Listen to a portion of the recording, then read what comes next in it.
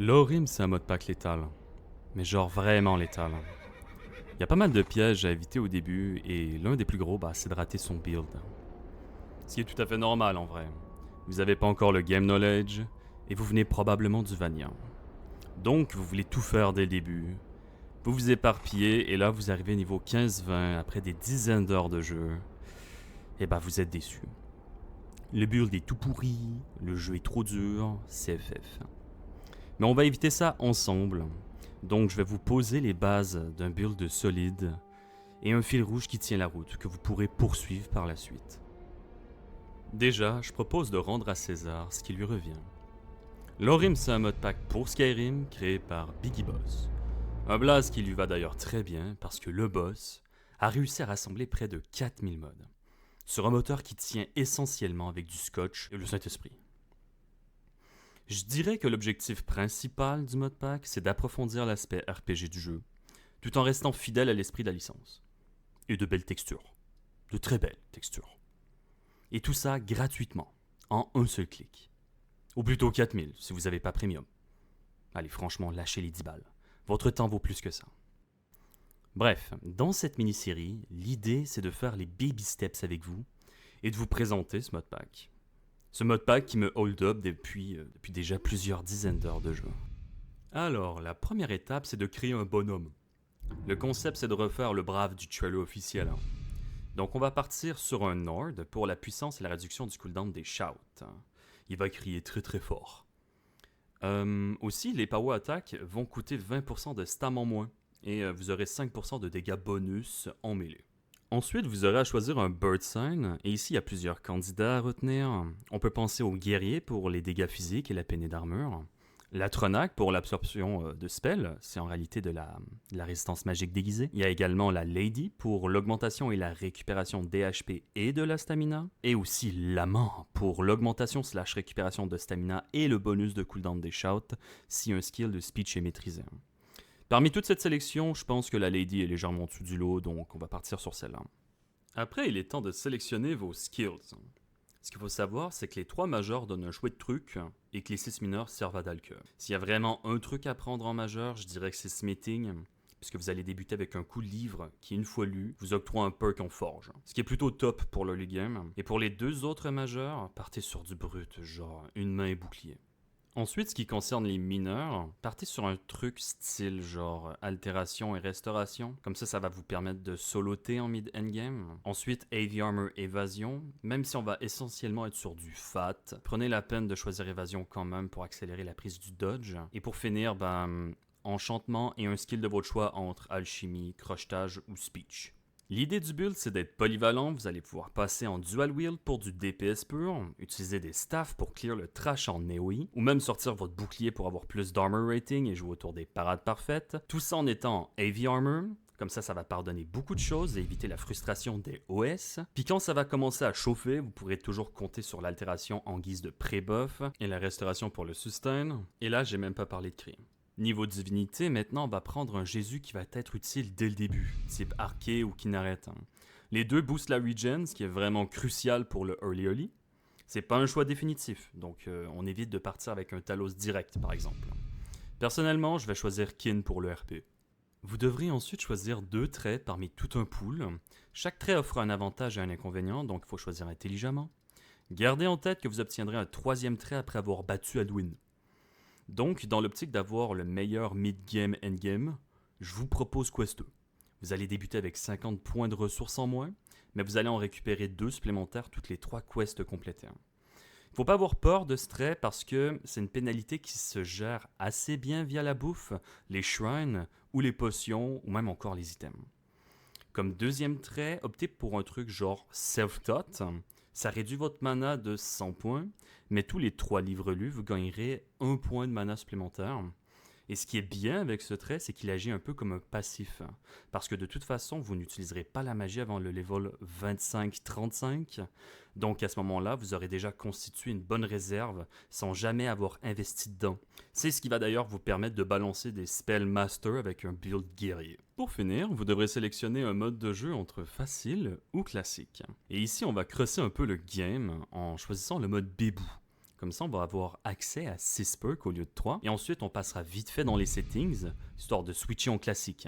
De cette façon, vous aurez accès à toutes les mécaniques réservées aux classiques et un petit coup de pouce pour le early game, ce qui est à mon sens le meilleur compromis pour un gamer qui veut débuter et du challenge. Si vous restez en mode noob, je vous le dis, vous allez prendre de mauvaises habitudes liées à l'absence de certaines mécaniques, donc je vous le conseille pas. Après, j'ai peut-être tort, mais je fais partie de la team, balance le bébé dans l'eau, s'il flotte pas, il apprendra.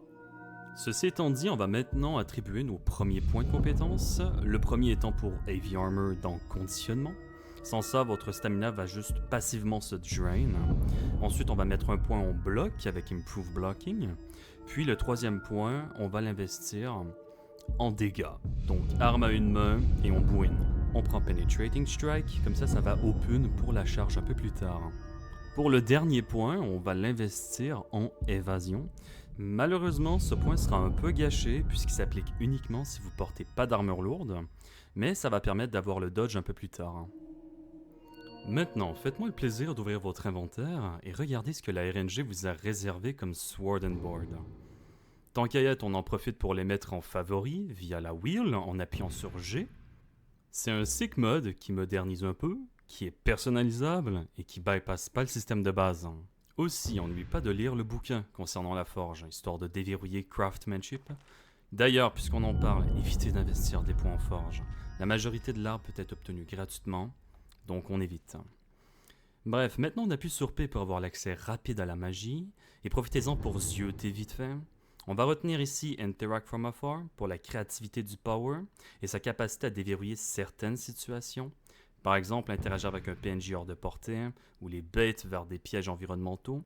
On bind également Meditate, puisque ça va vous permettre d'approfondir votre serment. Et pour finir, Taunt Enemies peut s'avérer utile en combat, mais bon, tant que vous n'avez pas accès au cri, ça va toujours approfondir votre gameplay, donc on met. Dernière chose, si vous avez une interrogation concernant un buff ou un debuff, la réponse se trouve à 100% du temps dans les effectifs.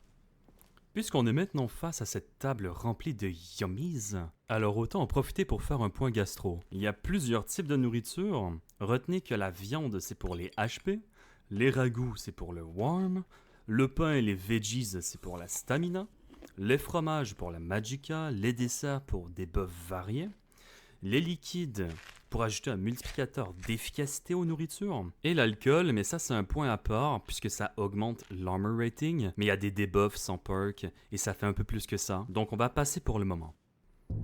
On n'oublie aussi surtout pas de repasser en mode classique. There we go. Avant de quitter cet endroit, go papoter à ce très gentil dragon. Il va vous amener à faire un choix de carrière et déterminer votre zone de départ. Après, libre à vous d'expérimenter. Pour ma part, je vais faire le choix de débuter au camp d'Anji, parce qu'elle est à côté d'un cool item, ce qui va faciliter un peu mes déplacements pour cette mini-série. Accessoirement, elle donne aussi un arc unique, il est nul à chier, et il finira aussi assurément en déco. Je bind vite fait mes favoris comme un OG, et on est parti. Alright, on est enfin in-game, et first thing first, direct, on médite. Comme ça, on va renforcer notre serment. Et puisqu'on en parle, real quick, il y a plusieurs façons de le faire progresser, mais celle-là est commune. Tu peux le faire une fois par jour, donc oui, c'est totalement cheesable. Rien ne t'empêche de passer ton premier mois in-game à dormir et prier comme un moine en burn-out. Ensuite, ouvre la console avec tilde et tu tapes Show Race Menu. Ça permet d'éviter un bug visuel un peu chiant et normalement, tu n'as besoin de le faire qu'une fois. Et tant qu'on y est, je te drop 2-3 commandes utiles. Ça, c'est juste pour le type. TGM, c'est pour le God Mode. TCL, c'est pour le No Clip Anti-Step 6. Et TMM espace 1, ça révèle toute la map. On prend bien le réflexe de sniffer tous les livres, histoire de rentabiliser un max self-taught. Vous, votre kiff, c'est l'odeur des livres neufs. Faut pas en avoir honte, hein. C'est un trait qui peut mettre énormément de temps à s'installer, donc on commence dès le début. On quick talk avec Anji pour débuter sa mini-quête et faire progresser Quester. C'est aussi du free XP, donc on crache pas dessus. Aussi, petite précision, je vais skipper les dialogues comme Jaja. Le but ici, c'est pas de faire du RP, mais plutôt d'optimiser votre temps en vous donnant un maximum de tips.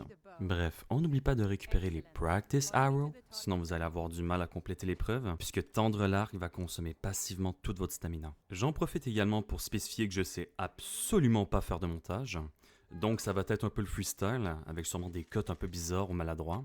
Cette vidéo va surtout me servir à faire des tests et expérimenter, donc faire mes premières armes. Attendez-vous à du brut. Et puisqu'on parle de brut, j'ai oublié de mentionner quelques consignes assez importantes. Au Start, en haut à droite de votre écran, vous allez avoir des modes qui vont s'initialiser. C'est très important de ne pas quitter la pièce du tuto avant la fin de l'initialisation. On reload d'ailleurs aucune save dans cette pièce, au risque de corrompre le jeu et de causer des problèmes majeurs. Pas de Alt-Tab non plus dans cette zone spécifique. Le PC pourrait vraiment mal le prendre. Si vous avez aussi à reload une save de manière générale, on retourne au bureau. On lance le jeu depuis MO2, on charge la save depuis le title screen. On sauvegarde jamais dans une zone avec des scripts heavy, genre entrée de ville, scène de quest ou en combat. Je conseillerais également de ne pas ajouter de mode, à moins de savoir ce que vous faites ou de vous être renseigné sur le Discord. Moi par exemple, j'en ai ajouté 2 pour améliorer la texture de peau des hommes. Et si vous avez une question sur les keybinds, appuyez sur F11 et vous allez avoir tout un détail. Ceci étant dit, on se met en marche vers cette fameuse plateforme de vol, et lors de l'ascension, récupérez un max de snowberries. C'est un ingrédient essentiel pour une certaine recette. On arrive ensuite face à une scène typique de l'Orim. Des totems sacrificiels, un chariot détruit, des cercueils avec une fiole de sang à l'intérieur, un corps calciné même. Je continue ou ça vous met la puce à l'oreille? Ne vous laissez pas surprendre par ce genre d'embuscade évidente. Dégainez vos armes à l'avance et faites un rapide check-up des alentours avant de vous précipiter sur du loot. De toute façon, si vous ne le faites pas, vous apprendrez à la dure, et c'est pas plus mal. Vous avez également sûrement remarqué l'icône de flocon en bas au centre de votre écran. Ça signifie que vous êtes dans un environnement glacial avec un risque d'hypothermie, ce qui va affecter votre vitesse de déplacement et réduire votre maximum de points de vie. Heureusement, en tant que Nord, vous avez un passif qui augmente votre tolérance, sinon vous pouvez toujours compter sur les vêtements ou les ragoûts. Mais normalement, vous commencez déjà à comprendre l'importance de se crafter une cape en fourrure. Et ça tombe bien puisque le livre qu'on a lu précédemment en smithing va vous le permettre. Anyway, dans le gazebo, vous avez toute une panoplie de loot aléatoire et de différents tiers qui peuvent spawn. Ça peut aller de la vulgaire épée en fer jusqu'au bouclier des bonites. On prend le soin de sniffer un max ici, il y a pas mal de livres. On récupère aussi pas mal de trash pour la revente. Il y a aussi accessoirement une hache sur le côté droit du gazebo. Elle peut être utile, donc on la récupère. Lorsque vous aurez terminé, vous pourrez ensuite faire demi-tour et entamer votre descente vers Falkreath, parce que pour pouvoir récupérer le paraglider, il faut d'abord activer la quest aux abords de la ville. Mais rassurez-vous, on n'est pas venu ici pour rien. On a découvert le lieu, donc il suffira d'utiliser le fast travel pour revenir ici. Lors de votre descente, vous serez forcément amené ici, un lieu un peu banal, mais qui va me permettre d'illustrer quelque chose. La grande majorité des coffres verrouillés sont accompagnés d'une clé, généralement cachée dans les alentours. Donc avec ce build qui n'a aucun point au crochetage, il va parfois falloir chercher un peu. Parce que tenter un crochetage est tout simplement impossible sans répondre aux prérequis en lockpicking. Cela dit, selon votre niveau en armes, vous pourrez peut-être forcer la serrure. Si c'est le cas, une icône de cadenas brisé apparaîtra. Sinon, en attendant les sorts d'altération, pour ouvrir les serrures, la meilleure option reste d'avoir un Followers avec des compétences en lockpicking. Dans ce cas-là, il suffira de lui donner des crochets et d'interagir avec le coffre verrouillé. Et une dernière chose vite fait, le dépeçage, ça prend énormément de temps selon ce que vous avez en face, donc non, c'est peut-être pas le meilleur moment de commencer à découper un mammouth en pleine tempête de neige, et si vous avez déjà un petit creux. Perso, lui, il s'en fout, il va finir le job coûte que coûte. C'est le genre de décision que vous prenez qu'une fois, croyez-moi. Toujours lors de cette descente, vous finirez par tomber sur une patrouille de hors-la-loi qui parasite la route. Les affrontez pas, ça serait une perte de temps, le jeu en vaut clairement pas la chandelle. Je vous propose plutôt une petite infiltration et de vous diriger vers l'hôtel d'Irsine qui se trouve juste à proximité. Il y a des pots déposés en offrande sur son hôtel et on va les yoink. Vous en aurez plus besoin que lui, de toute façon je suis sûr qu'il va s'en remettre. Qu'est-ce qui pourrait mal se passer, c'est juste un prince des draps. Même chose aussi, un peu en contrebas, avant de rejoindre la route, vous pouvez apercevoir une embuscade. Donc on passe par les rocheuses, et on rejoint la route avec beaucoup de fierté. C'est d'ailleurs ici que vous allez être témoin de l'accident qui va vous permettre d'avoir la quest pour récupérer le paraglider. D'ailleurs, je suis quasiment sûr que c'est une référence à Morrowind, où est-ce qu'un apprenti sorcier teste un sort de lévitation et découvre le concept de la gravité juste après. Et je veux pas jouer au superstitieux, mais regardez bien là-bas. Mike le menteur. Un perso récurrent de la saga qui apparaît bizarrement juste ici. Alors moi, j'appelle pas ça une coïncidence, j'appelle ça une preuve. Je veux rien entendre, vous avez tort. Anyway, avant de fast travel vers la plateforme de vol, poursuivez un peu sur la route pour looter le coffre de la vieille caravane. C'est toujours quelques gold en plus et potentiellement un objet magique intéressant. Une fois de retour, le paraglado devrait se trouver au sol dans le gazebo. La touche pour le déployer, c'est E et il faut obligatoirement être en vue troisième personne. Vous aurez aussi accès à un nouveau power qui vous permet de prendre de l'altitude sur commande.